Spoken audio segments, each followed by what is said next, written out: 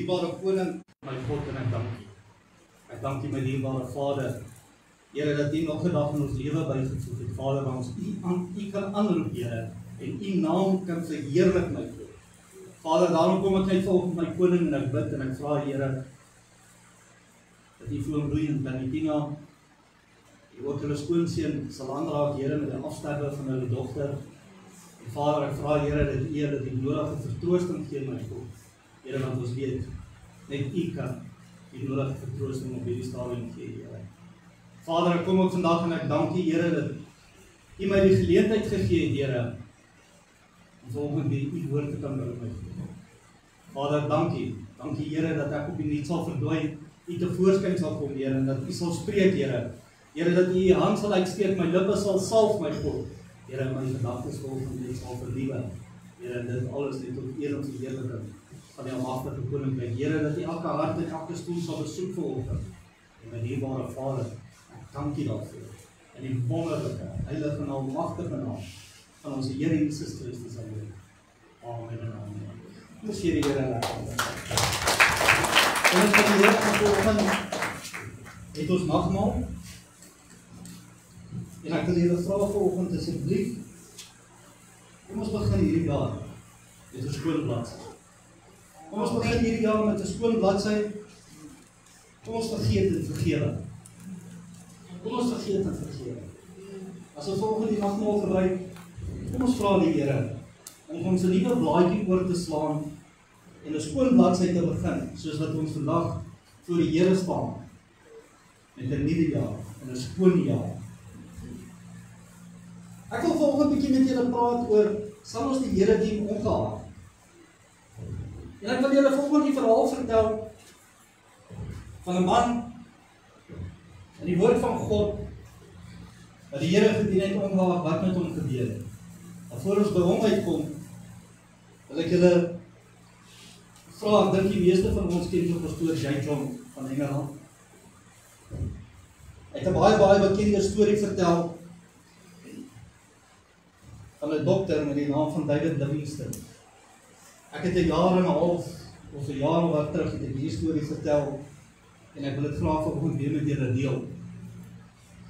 Daar was 'n Skotse sendeling in Afrika gewees, en hy was baie jare daar,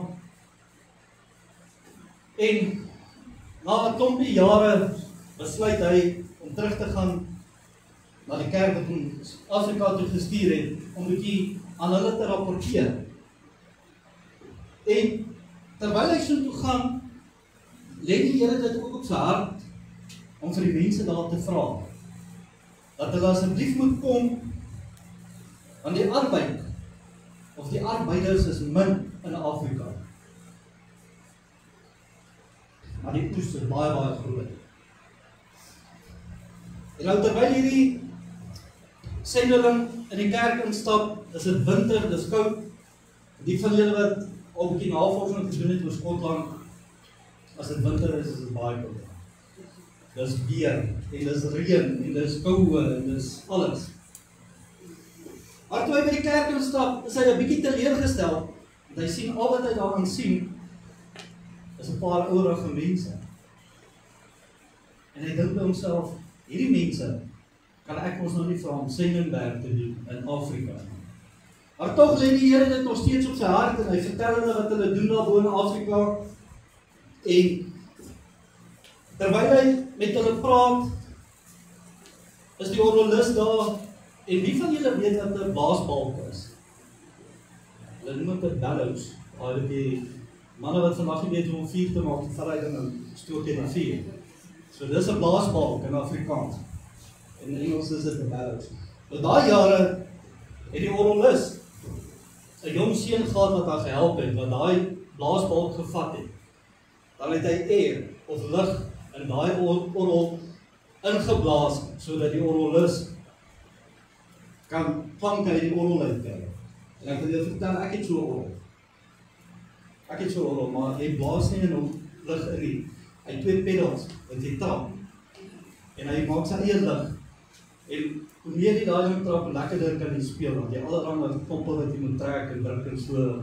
Ek kan ook nie regtig speel met. Maar as die ou tannies daar op die stoep sit, dan trap ek hom so 'n bietjie na. Tokkel ek hom net so 'n bietjie. So die van julle wat dit ken, dis 'n baie ou orgel daar. Maar die orgelis het hierdie jong man daar, en terwyl hierdie sendeling met hulle praat, vertel hy hulle hierdie hele verhaal van alles wat in Afrika aangaan, en hy sluit sy preek af en hy sê vir hulle 3 keer, wie sal gaan, wie sal gaan, wie sal gaan. En die jong seun wat die blaasbalk vat om die lig in die orgel in te blaas, staan op en hy sê, ek sal gaan, ek sal gaan, ek sal gaan. En die sendeling sê vir hom, ons aanbeveling is, omdat jy nog 'n bietjie jonk is, dat jy eers bietjie ouer word en 'n mediese dokter word, dan gaan jy as 'n mediese sendeling. En so gesê en so gedaan. En hierdie man, of hierdie jong seun se naam is toe David Livingstone. En hy het gegaan, hy het 'n mediese dokter geword, en die Here het hom geroep vir die bediening in Afrika, en hy het gegaan as 'n mediese sendeling. En hy was vir 'n paar jaar daar, en daar was een spesifieke stam, wat hy probeer het, om na God toe te lei. Maar hierdie stam was nogal stubborn geweest, hulle wou nie. En die hoofman van hierdie stam, stuur vir hom 'n boodskap, en hy sê, die boodskap lees, ons kom vanaand, om jou en almal in jou kamp dood te maak. En hierdie man is baie op sy seun en ek vertel hierdie storie vir julle, want dit is alles genoteer. David Livingstone is 'n ou gewees wat alles in dagboeke neergeskryf het. So, dis 'n ware storie wat ek vanoggend vir julle vertel. So, is die man baie op sy seun wees, en hy's bang, en hy gaan sit by sy tafel en hy skryf en sê, Here, U weet wat se werk ek hier doen vir U. Hy sê, Here, U weet, en ek vra U om ons te help, om ons te beskerm. En die volgende oggend word hulle wakker, en daar niks gebeur nie. En jare daarna, lei hy hierdie hoofman en sy stam, lei hy na Jesus Christus toe. En 'n rukkie daarna praat hy met hierdie hoofman, hy sê vir hom, ek het die boodskap gekry, dat jy sou ons kom doodmaak. En die hoofman sê, ja, ek was daar, met my stam, en ons het gekom om julle dood te maak. Hy sê, maar ons kon nie, maar daar het 39 reëse om julle kamp gestaan.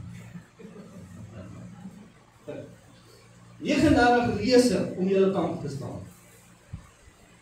En 'n jaar of 3 later gaan Dr. David Livingstone terug Skotland toe, en hy vertel hulle die storie daar, en die sekretaresse van hulle kerk, nadat hy die storie vertel het, kom die sekretaresse by hom en sy sê, kan jy presies onthou, wat se dag en datum dit gewees het? Hy sê, ja, ek kan, want ek het alles genoteer. Nou daai jare as jy kerkbesoek gedoen het hulle jou naam ook neergeskryf en gesê, hier's 39 mense in die kerk. En sy vat ook haar dagboeke, waarop sy die dae en goed genoteer het. Toe sê sy vir Dr. Livingstone, sy sê, op daai spesifieke dag, was die 39 mense in hierdie kerk gewees, wat vir julle gebid het vir julle sendeling in Afrika. En dit is waar die 39 reëse vandaan gekom het, wat op daai kant gestaan. So, die man ongeag, wat sy boodskap en dreigemente hy gekry het, hy het aangehou en aangehou. Want hy het gedink, die dreigemente is maar net tot nie toe, want hulle die volgende oggend wakker geword. Hulle het gedink, die dreigemente is maar net tot nie toe. Maar toch, het God hulle beskerm. Deur die gebeure van Afrika na Skotland, weet ek nie presies hoeveel duisende kilometers het is. Maar die gebeure wat 39 mense in daai kerk gesit het en gesê, die Here, ons bid vir die mense vir beskerming en ons vra dat die hulle sendingwerk sal aanraak. En die Here so beskik dat daai manne 39 reëse gesien het wat daai kan beskerm het. Is dit nie wonderlik om te weet dat die Here ons so beskerm indien ons mekaar bid? Ek wil vir julle 'n verhaal vertel ook van 'n man in die Bybel, en ons almal ken die verhaal. van Saulus dat Paulus geword het. Van Saulus dat Paulus geword het. En in Handelinge 9, ons almal ken die verhaal waar Saulus op pad is Damaskus toe en die Here Jesus verskyn aan hom met 'n skerp lig uit die hemel. Hy val op sy knieë neer en hy sê, Here, wie is U? Wie is U? In die eerste plek wil ek julle vertel dat die Here, toe hy aan Saulus op baie stadium verskyn het, het Saulus geweet wie hy is. En as julle 'n bietjie Handelinge 9 gaan lees, sal julle sien dat in vers 15 en vers 16, ons weet almal dat die Here Jesus het toe vir Paulus met blindheid gehelp. Die woord van God sê, hy is eintlik op pad na die hoofpriesters toe, en hy het dreigemente en dood geblaas. Want hy het die kinders van God vervolg. Hy het die kinders van God vervolg hierdie man. En toe Christus aan hom verskyn, het hom met blindheid geslaan, maar die woord van die Here sê vir ons al, terwyl sy oë oop was hy so blind, dat hy niks en niemand voor hom kon gesien het nie. Dat hy niks en niemand voor hom kon gesien het nie. En natuurlik kom die Here by Ananias en die Here sê vir hom, gaan na Regietstraat toe, en gaan bid daar's 'n man met die naam van Saulus. En Ananias sê, Here, ek kan nie by die man gaan bid nie. As hy my sien, kan hy my mos doodmaak. Want U weet, hy vervolg ons, hy maak ons dood, hy sluit ons toe, en nie net vir ons as mans nie, maar vrouens, kinders, almal. En die Here sê vir hom, ek sê vir jou gaan. En die woord van God sê vir ons, Ananias het gegaan en hy het hom hande opgelê. En Paulus kon lees, of Saulus kon sien. En almal van ons weet, na die tyd het hy Paulus geword. Maar ek wil graag vers 15 en 16 lees. Vers 15 sê, gaan, want hy is vir my 'n uitverkore werktuig, om my naam te dra voor die nasies, en konings, en die kinders van Israel. Want ek sal hom toon, hoeveel hy vir my in my naam moet lei. Ek sal hom toon, hoeveel hy vir my naam moet lei. Die kinders van die Here. Ek wil vandag vir julle hierdie vertel, dat as die Here vir my gewys het, dat ek alles moet deurgemaak het, tot waar ek vandag is, as pastoor, of as 'n man wat die woord van God moet verkondig, sal ek julle baie ernstig sê vandag, sonder om enigstens julle te leer, ek weet nie of ek dit sou doen. Maar die woord van die Here sê, gelukkig hoef ons nie die wêreld te oorwin nie, want hy het al reeds oor. Maar daarvoor is ek die Here baie dankbaar. Ek is die Here baie dankbaar. En ek gaan nou 'n bietjie meer met julle praat oor dit. Maar Paulus, soos die woord van God sê, Jesus Christus het vir ons gewys wat met hom gaan gebeur. En ek wil vandag vir julle lees wat alles met hom gebeur het, en ek gaan vir julle so 'n paar versies lees daar uit 2 Korintiërs 11 uit. 2 Korintiërs 11. En ek lees vir julle daar vanaf vers 16. En julle sal hoor die sarkasme in Paulus se stem hierso. Julle sal bietjie die sarkasme in Paulus se stem hoor hierso. Weer sê ek dat niemand moet dink ek is 'n dwaas nie. Of anders neem my maar aan as 'n dwaas, sodat ek ook 'n bietjie kan roem. Wat ek spreek, sê ek nie vanweë die Here nie, maar as 'n dwaasheid in hierdie vertroue dat ek mag roem. Hoor julle die sarkasme in Paulus se stem? Hy sê, julle kan maar dink ek is 'n dwaas. Maar dan kan ek, as ek 'n dwaas is, dan kan ek 'n bietjie roem. Vers 18. Terwyl baie na die vlees roem, sal ek ook roem. Want julle verdra graag die dwaase, omdat julle so verstandig is. Nou as julle 'n bietjie voor vers 16 gaan lees, sal julle sien, Paulus praat daar van die valse profete en wat hulle doen en hoe die mense daar aanhang. En dis hoekom hy sê, julle hang dwaase aan, as julle dink nou ek is ook 'n dwaas, dan is ek maar 'n dwaas vir Jesus Christus. So, daar's 'n bietjie sarkasme in die man se stem op hierdie stadium. Want julle verdra graag die dwaase omdat julle so verstandig is. Julle verdra dit mos as iemand knegte van julle maak, as iemand julle opeet, en as iemand julle beetneem, as iemand hom aanstel, as iemand julle in die gesig slaan. Tot my skande moet ek erken dat ons daarvoor te swak was, maar as iemand dit aandurf, ek spreek in dwaasheid.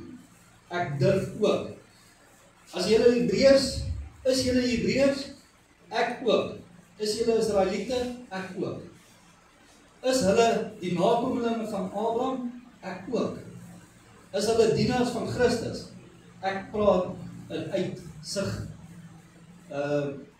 uitsigsinnigheid. En nog meer, in arbeid, oorvloedige, in sla bo die maat. In gevangenskappe baie meer, in doodsgevare dikwels. So, hoor wat sê Paulus, wat het alles met hom gebeur? En ek gaan nou 'n bietjie verder lees daar, maar onthou, Christus Jesus het dit aan hom geopenbaar. En hoor wat sê Paulus, 3 maal, vers 24, 5 maal, het ek van die Jode ontvang 40 houe op 1 aand. Nou ons sal weet, in daai jare, 40 houe was die doodstraf gewees. Jesus Christus, toe hy voor sy kruisiging het hulle om 39 houe geslaan. 40 houe was die doodstraf gewees. 3 maal is ek met stokke geslaan. 1 maal is ek gestenig. 3 maal het ek skipbreek gelei. 'n nag en 'n dag het ek op die diep waters deurgebring. Dikwels op reis in gevare van riviere, in gevare van rowers, in gevare van my volk, in gevare van die heidene, in gevare in die stad, in gevare in die woestyn, in gevare op see, in gevare onder die valse broeders. In arbeid en moeite, in slapelose nagte, dikwels in honger en dors, dikwels sonder ete, in koue en naaktheid. Behalwe dit alles, my daaglikse bekommernis, die sorg vir al die gemeentes. Wow. As die Here Jesus Christus een van ons vandag roep, en vir jou 'n visie gee, van wat met jou gaan gebeur, jy gaan met stokke geslaan word. Jy gaan hoeveel keer 40 houe kry. Jy gaan skipbreek lei, jy gaan op die see dryf 'n dag en 'n nag. Jy gaan honger ly. Jy lei aan gevaar dat rowers en bendes en goed jou wil doodmaak. En die ergste van alles is jou eie mense. Jy lei in gevaar van jou eie mense. Kind van die Here, Pastoor Johannes en ek het gister met hom gepraat. Hy stuur groete. Hulle sal Dinsdag terug wees, so hulle kuier nog so 'n bietjie daar by die kinders en die kleinkinders. En ons bid die Here se beskerming oor hulle terugkom, en veilig terugkom. Ek wil vandag vir julle hierdie vertel. As Pastoor Johannes vandag hierso was, sou hy saam met my gestrem. Dat as die Here vir ons gewys het, wat regtig met ons mag gebeur. Sê ek in alle eerlikheid, weet ek nie of ek vandag die voordele sou verstaan het as 'n pastoor. Maar ons vat dit dag vir dag. En ons vat dit soos dit na ons kant toe kom. Baie dinge gebeur met ons.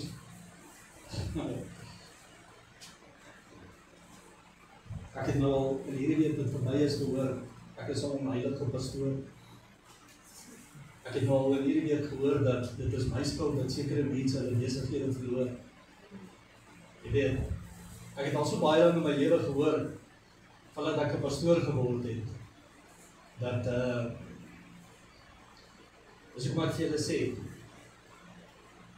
as die Here dit vir my alles gewys het, het gesê, Here, liewers nie erken. Liewers nie erken. Want ek dink nie op daai stadium, so ek het kon hanteer nie. Maar die Gees van God hou ons sterk.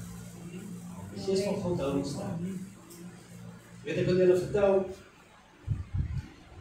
toe my kind se ma oorlede is, toe bel sy my elke aand en sy sê, pa, my ma is nou net oorlede. Ons is toen al geskei, en ek sê toe vir haar, is jammer om dit te hoor, en ons is op die begrafnis, ek kan nou maar sê vandag, gelukkig nie die begrafnis gedoen nie. En Ek sê vir my kind, sy vra my te wil die pastoor wat toe daar voor staan en preek, sy vra my toe, hoe kry mense dit reg? Hoe kry mense dit reg om iemand te begrawe waarvoor jy lief is? Hoe kry mense dit reg om iemand te begrawe wat jy 'n tyd saam mee geloop het? Hoe kry jy dit reg om iemand te begrawe wat die helfte van jou lewe eintlik saam met jou spandeer het? En ek sê vir haar, sê my kind, mens kan dit net reg kry as die Gees van God met jou is. Anders dan kan jy nie. Nou Paulus is 'n man wat Christus vervolg het. Ek was in die konstruksie vir baie jare, ek sê eintlik 'n boilermaker van trade, ek was in die konstruksie vir baie jare. En einde van die jaar, ek het vir mense gewerk in Roslyn, en die man waarvoor ek gewerk het die Here gedien. En einde van die jaar as ons bonus kry, het hulle vir ons 'n daai gehou, en elke jaar het ons maar 'n bietjie drank daarby gekry, en so die een spesifieke jaar, besluit die man, hy gaan nou nie meer vir die mense drank gee nie, hy gaan elke ou daar 'n Bybel koop. Was kwaad vir daai gelees. Baie kwaad, ek het sy Bybel van teruggegee. Sê ek, gee my eerder die geld, ek sal my eerder drank gaan koop. Jy weet, maar vandag kan ek jou sê, dat ek gee vandag ook vir mense Bybels geskenk. Ek het al vir baie mense Bybels gegee. Al ry ek self om my Bybel te gaan koop, of baie keer bel ek vriende en ek sê vir hulle, het julle nie daar Bybels by die kerk, het julle nie gebruik nie, ons het 'n paar mense wat dit nodig het. En 'n Bybel is nie 'n ding wat jy aan iemand verkoop nie. 'n Bybel is iets wat jy gratis weggee. So by ons gee ons vir mense Bybels.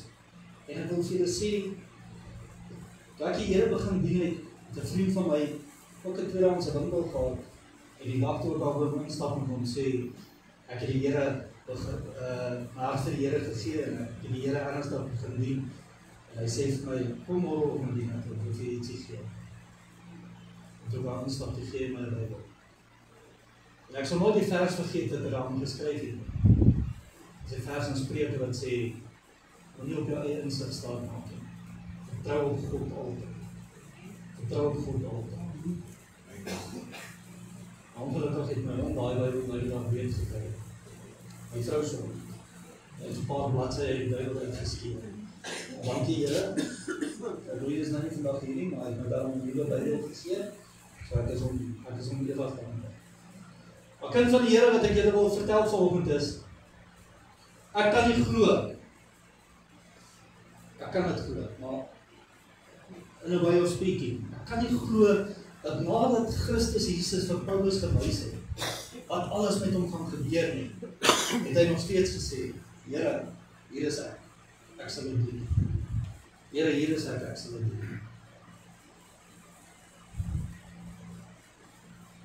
En ek kan nie glo dat Dr. David Livingstone, toe daai hoof van daai stam in Afrika na hom toe 'n boodskapper na hom toe gestuur het, en van hom gesê, weet jy, ons kom vanaand om jou dood te maak. En hy het sy goed gepak en op die vliegtuig gekom en teruggegaan Skotland toe.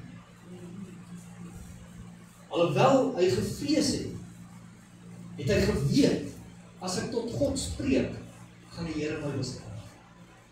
Gaan die Here my beskerm. En dit was vir my wonderlik geweest, om weer na hierdie verhaal van Dr. Livingstone te luister, en te weet, dat ons as kinders van God, as ons die Here Jesus Christus aanroep, is hy daar vir ons. Ongeag wat sy diep gat jy is, as jy jou hand uitsteek en die Here tel jou op, en jy roep die Here aan, ongeag wat met jou gebeur het in die lewe. Ons het nou daai liedjie gesing daar, maak nie saak waar jy vandaan kom nie, maak nie saak wie jy is nie. Die liefde van ons Here Jesus Christus is dit wat ons dra in die lewe. En ons almal weet vandag dat Paulus die meeste meeste boeke in die Nuwe Testament geskryf het. Hoekom kan ons nie? Ek sê ons moet 'n Bybel skryf. Al wat ek vra is, hoekom kan ons nie? Hoekom kan ons nie ongeag wat met ons gebeur in die lewe nie, om ander mense te blameer nie? Daar's 'n Chinese proverb wat sê, 'n man wat ander blameer, het 'n ver pad om te loop. 'n man wat homself blameer, sy pad is halfpad geloop. Maar 'n man wat niemand blameer nie, het sy doel al reeds bereik in die lewe.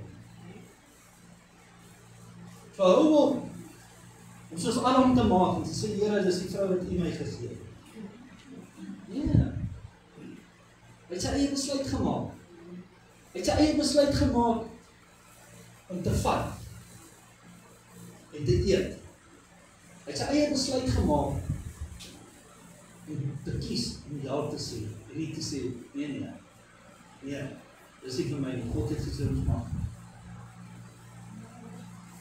So hou op om ander te blameer vir die foute wat jy in jou lewe gemaak het. Hou op om jouself te blameer. Hou op brug en kom maar hoor. Ek kan nou niks aan die verlede doen. Dit wat gister gebeur, kan jy niks aan doen. Kyk uit wat God vandag vir jou doen. Ek weet nie eens of môre jy nog hier gaan wees nie. Ek weet nie eens of ek môre hier gaan wees nie.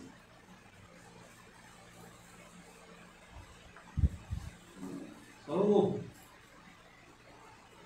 En dien die Here ongeag wat met jou gebeur. Ek wil vandag vir julle hierdie vertel. Die heel eerste ding wat ons as mens doen, maak aan my nie saak hoe lank jy die Here dien nie. As dit begin swaar gaan met jou, is God die heel eerste wat jy nie meer praat nie. Jy wil nie meer bid nie, jy wil nie meer Bybel lees nie, jy wil nie meer verhouding met die Here nie, want kyk nou wat het nou gebeur.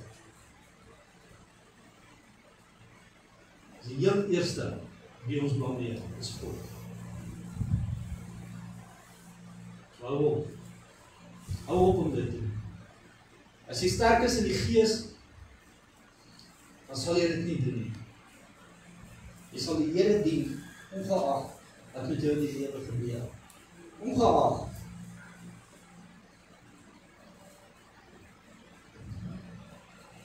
Ek wil afsluit net met hierdie, ek wil julle vra. As jy hier sit vandag, die Here het jou geroep, vir sy koninkryk iets te doen. En die Here Jesus Christus wys jou, wat met jou gaan gebeur, terwyl jy dit doen. Sal jy dit nog steeds doen? Sal jy dit nog steeds doen? Sal jy nog steeds doen waarvoor die Here jou geroep het, ongeag wat God vir jou is? 'n gebed vir elkeen van ons hier teenwoordig, vir die wat dit nie kon gemaak het nie, die wat vandag vir ons kyk op ons livestream, is net hier.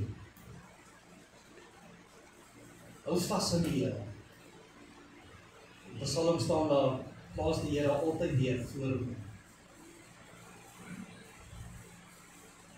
Dink altyd eers aan die behoefte van God, voordat jy aan jou eie behoefte dink. Die behoefte van God is, dat ons soveel mense, as moontlik wat ons kan, na die koninkryk van God te kan bring. Dink eers daaraan. Die wil van God is, dat almal van ons tot bekering moet kom. Amen. Hoeveel van ons praat met mense in die straat oor die Here? Hoeveel van ons bid vir mense in die straat? Hoeveel van ons dien die Here, ongeag wat met ons gebeur? 'n bietjie iets om oor te dink. Amen. Amen. Ons lei die woord met ons saam. Liewe Koning, Vader, Here, ek kom net volgens my God en ek dank U vir U grootheid, U goedheid, U liefde, U genade. Here, en ek dank U. Dank U, Here, van vandag af en voortaan, Here, dat ons ongeag wat so Goliat voor ons staan, Here, ons nog steeds by u voete sal sit nie. My gebed is, Here, dat die Goliat wat voor ons staan, Here, dat u vir ons die regte klip sal gee, om daai Goliat te oorwin met u.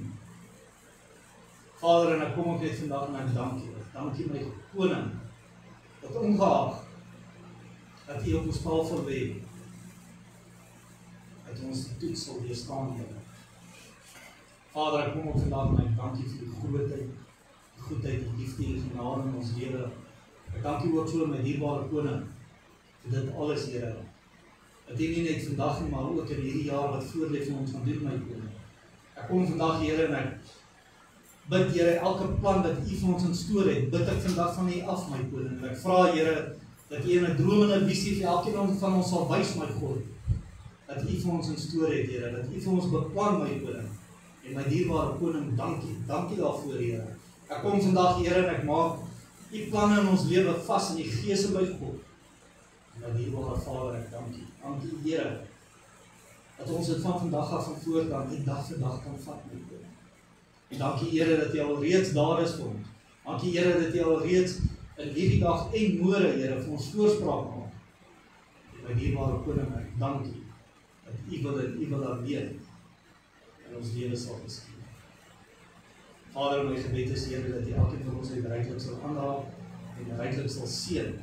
En my dierbare God, wees u geseën. Dis die gebed van haar. En ek dank u daarvoor in Jesus se kosbare naam. Amen. Ons hier die Here laat. Ons vra dat die